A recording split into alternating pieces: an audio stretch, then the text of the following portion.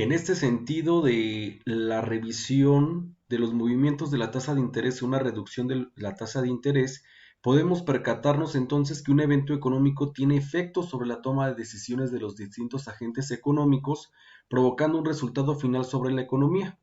Sin embargo, son muchas las variables a considerar ya que cada una produce resultados específicos, que en conjunto pueden llevar a la creación de oportunidades o amenazas para las empresas. Por lo tanto, los tomadores de decisiones deben identificar las variables con la finalidad de diseñar las mejores estrategias para lograr los objetivos de la organización. Nosotros ya revisábamos precisamente cómo el hecho de que un país dijera, pues yo prefiero que no haya desempleo en mi país. Entonces, al momento de no haber desempleo, ¿cuál es la consecuencia de que haya mucho empleo en el país? Es decir, que casi toda la gente esté trabajando, ¿no? Pues un efecto es que obviamente va a generar inflación. ¿Por qué? Porque toda la gente va a tener dinero, porque toda la gente trabaja, entonces toda la gente va a percibir un sueldo. Entonces, como va a haber mucho dinero en circulación, va a provocar inflación. ¿Y qué es lo que provoca la inflación? Pues obviamente dijimos que la inflación se refiere al incremento de los precios y como hay una inflación, hay una pérdida del valor adquisitivo. Entonces, esta pérdida del valor adquisitivo es lo que hace que nuestro dinero valga menos, porque ya hay mucho dinero, entonces nuestro dinero vale menos y nos alcanza para comprar menos cosas. ¿Por qué? Porque si por ejemplo nos costaba 15 pesos el kilo de tortillas, ahora nos va a costar 20 pesos. Hubo un incremento de 5 pesos. Entonces, puede ser que no sea equiparable lo que estoy ganando con este incremento de precio de los bienes, ¿no? Entonces, ese es un efecto negativo. Cuando hay mucho empleo, pues hay inflación. Pues, si hay mucha inflación, obviamente hay mucho consumo. Y como hay mucho consumo, obviamente también incrementa la producción. O sea, podría parecer algo positivo, pero en el trasfondo de la situación no es tan positivo el hecho de que haya mucho dinero dentro del país. O sea, tiene que estar regulado, la tasa de inflación tiene que estar regulada, sobre todo porque al momento de hacer transacciones comerciales de manera internacional, pues obviamente hay una pérdida de competitividad porque nuestro dinero vale poco. Entonces, tenemos que dar muchos pesos mexicanos por una moneda extranjera, por un peso extranjero, que en este caso sería el dólar, el cual es una divisa por excelencia sobre la cual se realizan todas las transacciones comerciales.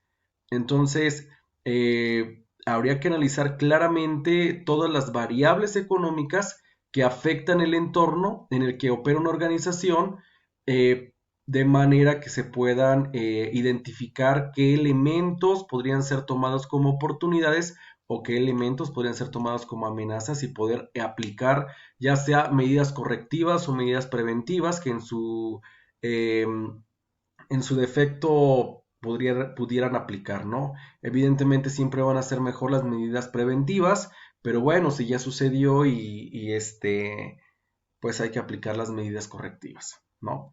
Aquí nos solicitan bueno, nos presentan un estudio de caso del grupo Herdes que cotiza en la bolsa de valores, en donde señala cómo las variables macroeconómicas afectan al entorno, afectan a las empresas, cómo el entorno que tiene o en el cual se presentan estas variables macroeconómicas tienen una afectación, ya sea de carácter positivo o de carácter negativo. Aquí, por ejemplo, señala cambios en las variables económicas que afectan el consumo nacional, la volatilidad en el tipo de cambio, elevados niveles de inflación e incrementos significativos en las tasas de interés tienen un impacto directo en los costos de producción y en la demanda de los bienes de consumo, lo que podría afectar negativamente los resultados operativos y financieros de la empresa.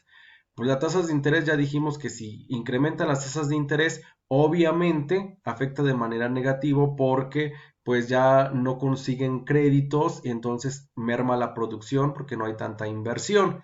El tipo de cambio, obviamente también, si incrementa el tipo de cambio son las monedas que damos por una moneda extranjera. En este caso, supongamos que el tipo de cambio está a 20 pesos por un dólar, o sea, sería el tipo de cambio. Entonces, entre más monedas demos por un solo dólar, pues es menos competitiva nuestra transacción económica respecto a los países con los que se comercializa a través de esta moneda, ¿no? Que regularmente son todos porque bueno, no todos, pero la mayoría o siempre las transacciones comerciales se realizan a través de esta moneda. Entonces, revisar que el tipo de cambio puede afectar al país, puede afectar a las empresas, que la tasa de interés también, la inflación ya la señalamos. El tipo de cambio, dice, algunos de los insumos se cotizan o están referenciados al dólar americano, por lo que aumentos en el precio del dólar podrían ocasionar pérdidas cambiarias que afectarán directamente los resultados. Es lo que ya acabamos de explicar. Las tasas de interés también ya las explicamos y los cambios en las regulaciones gubernamentales nos señalan que cambios en regulaciones gubernamentales nacionales o extranjeras en materia fiscal, que es la materia fiscal, se refiere a los impuestos, como la terminación o disminución de regímenes de excepción a empresas agropecuarias o la aprobación de modificaciones de leyes tributarias que incrementen o graven con impuestos esenciales al consumo de alimentos y bebidas, así como cambios en materia arancelaria. ¿Y qué es la materia arancelaria? También la materia arancelaria se refiere a los impuestos que se les aplican a los productos que ingresan o que son tanto importaciones como exportaciones de un país, ¿no? Entonces aquí, ¿cómo los cambios en regulaciones gubernamentales pueden afectar? Porque evidentemente si se les aplica algún arancel a esos productos, el producto se puede volver un poco o menos competitivo, y si obviamente el producto no presenta ningún arancel, puede ser mucho más competitivo porque pues prácticamente no se está pagando ni un impuesto o ni un gasto extra respecto al costo de producción de ese bien. Ahora, la dependencia de la economía de Estados Unidos también sabemos que afecta muchísimo porque el principal socio comercial de México es Estados Unidos, es nuestro vecino. Entonces evidentemente alguna situación de carácter económico que a él le afecte va a tener una merma sobre nosotros. Supongamos que Estados Unidos entra en crisis y entonces nosotros le vendemos muchos productos agropecuarios o primarios, entonces probablemente ya va a comprar en menor medida porque por su crisis no va a poder hacer frente a las mismas compras que nos hacía. Entonces eso también tiene un efecto que podría ser negativo o positivo dependiendo si tiene crisis o tiene un periodo de auge, etcétera, ¿no? Bueno, por aquí presentan otro caso que se puede revisar, que no vamos a revisar, y posteriormente entonces tendríamos que revisar el ciclo económico donde están conceptos básicos que nosotros ya revisamos, la inflación y el desempleo, ya lo señalamos. Aquí está el concepto de Producto Interno Bruto, que ya también lo señalé en la parte número 1. El ciclo económico es una oscilación de la producción, el ingreso y el empleo de todo el país que suele durar de 2 a 10 años y se caracteriza por una expansión o contracción general de la mayoría de los sectores de la economía. Son característicos y persistentes del capitalismo. Y aquí está la PEA, que también ya lo dijimos. Si a personas mayores de 12 años, bueno, yo identifiqué que eran 15, aquí nos dice 12, pero el INEGI es la institución oficial que nos dice a partir de cuántos años se empieza a contabilizar la PEA. Entonces vamos a revisar en este momento para poder salir de dudas de esa información y ya no dejarlo tan ambiguo esta parte, ¿no? Entonces, vamos a revisar en este sentido, es de 15 años y más, entonces está mal el archivo. Ahora, el desempleo, pues ya dijimos que hay tres tipos de desempleo: el friccional, el estructural y el cíclico.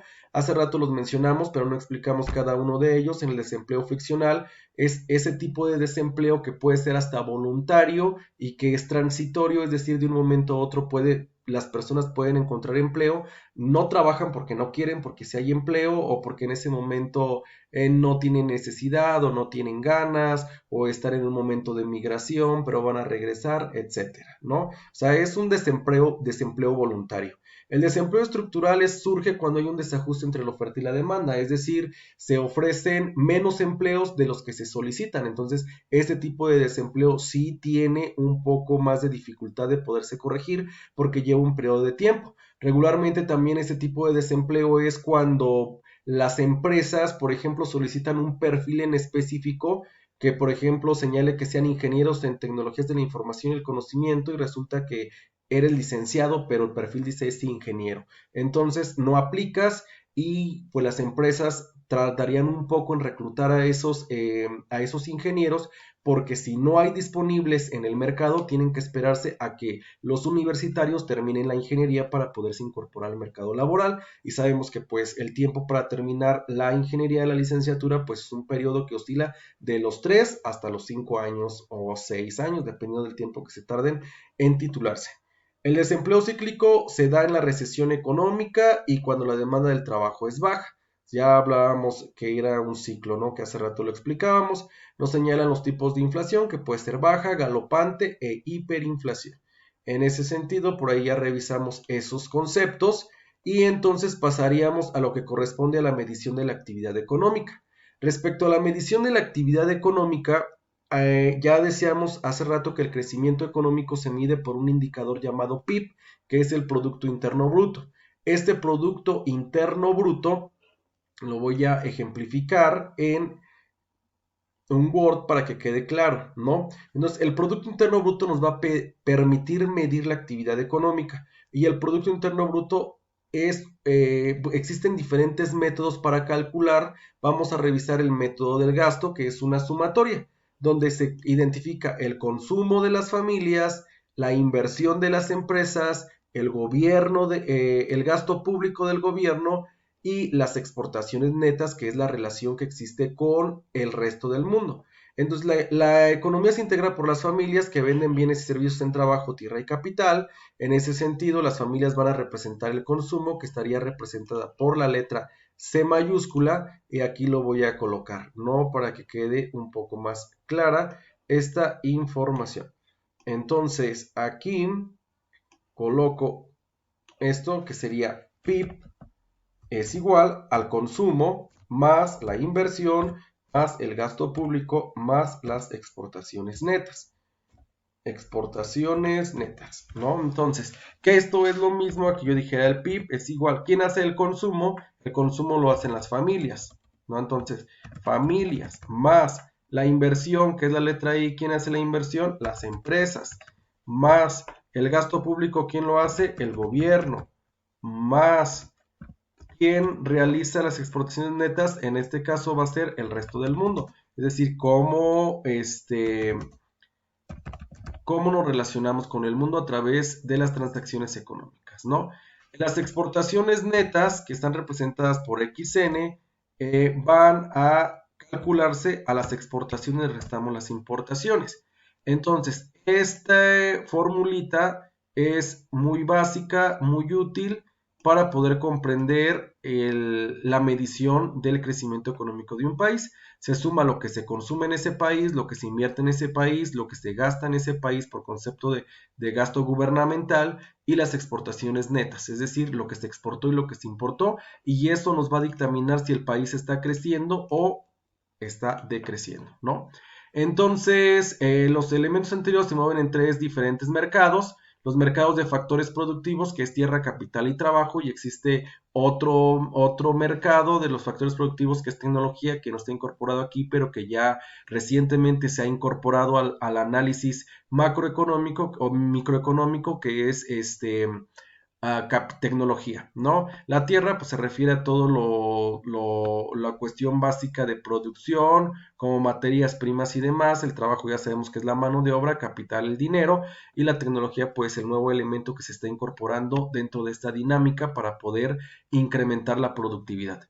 El mercado de bienes y servicios son los productos tangibles, como un carro, ropa, y los servicios intangibles, ya lo señalamos hace rato. Y los mercados financieros puede ser la deuda pública o la deuda externa. Por aquí tenemos entonces esos conceptos. Aquí en este cálculo del PIB, aquí el PIB se calcula por esto que ya les expliqué. Aquí está explicado más claramente o más desmenuzado, pero aquí fíjense que aparece una Y. La Y es lo mismo que colocar PIB. Y significa ingreso nacional, y el ingreso nacional obviamente se refiere al PIB, al Producto Interno Bruto, ¿no? Entonces, ahora bien, podríamos pasar entonces a los objetivos e instrumentos de la política macroeconómica, lo cual lo haremos en este tercer video que grabaremos de manera inmediata.